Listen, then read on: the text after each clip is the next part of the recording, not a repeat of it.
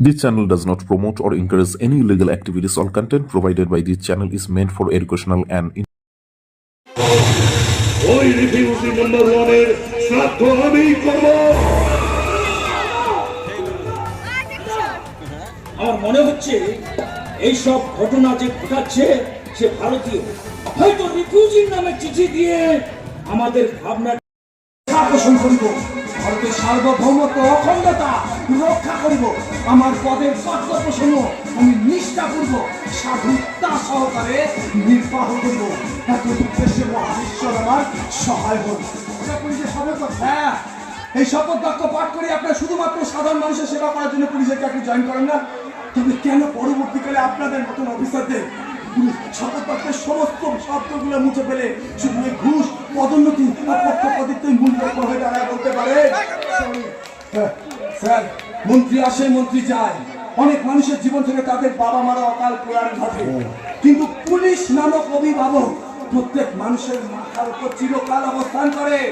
তবে কেন একজন সাধারণ মানুষ বিপদে পড়লে এত দ্বিধা, এত সংকট, এত ভয় নিয়ে পুলিশের কাছে যাবে বলতে পারে?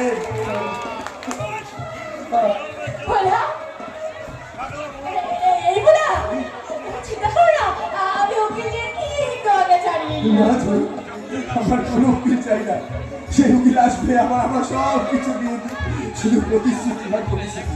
তাই যে অন্যায় আমি করেছি সে অন্যায় শাস্তি আমি মাথা পেতে নেব। আমি হাসি মুখে ওই ফাঁসির দড়ি গলায় করে দেবো। হ্যাঁ, ভাবো না, বিপ্লবী ক্ষুদিরাম বসু ফাঁসি মুখে দেশকে স্বাধীন করার জন্য ফাঁসির মঞ্চে উঠে গেছিলেন। ওনারই দেখানো পথে এক সামান্য নাগরিক দেশের শান্তি ফিরিয়ে আনতে আবার ফাঁসির মঞ্চে চলে যাচ্ছে। আমাকে রিফিউজি বলো না, আমাকে একটা বর্ডার এলাকায় এই যাত্রা করতে এসে আপনার কেমন লাগলো? আমাদের গল্পটা এমন না, এই বর্ডার এলাকাতে বেশি মানায়।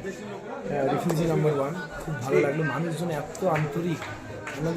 আমার মনে হয় শিল্পীদের থেকে দর্শকদের ভূমিকা বেশি থাকে। দর্শকরা যেই ভাইবসটা তোলে সেটা শিল্পীরা অনুভূত হয় শিল্পীদের ভেতর, তারপর শিল্পীরা নিজেদেরকে আরও প্রকাশিত করতে পারে।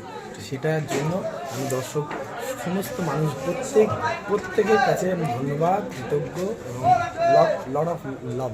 Thank you so much.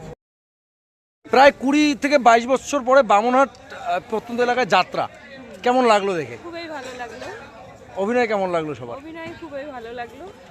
আগামী প্রজন্মকে কি বলবেন যাত্রার সম্পর্কে? এখনকার জেনারেশন তো যাত্রাকে চেনে না কেউ।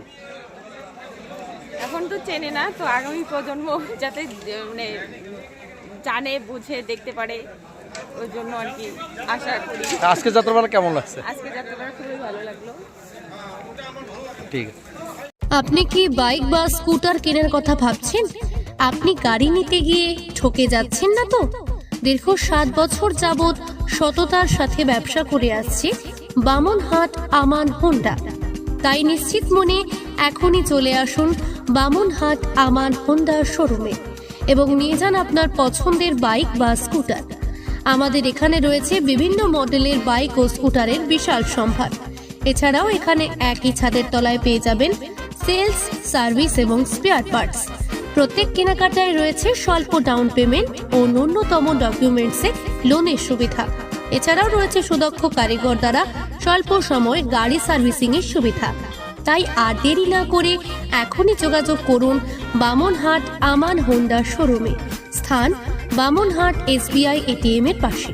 যোগাযোগের নম্বর 9002805414।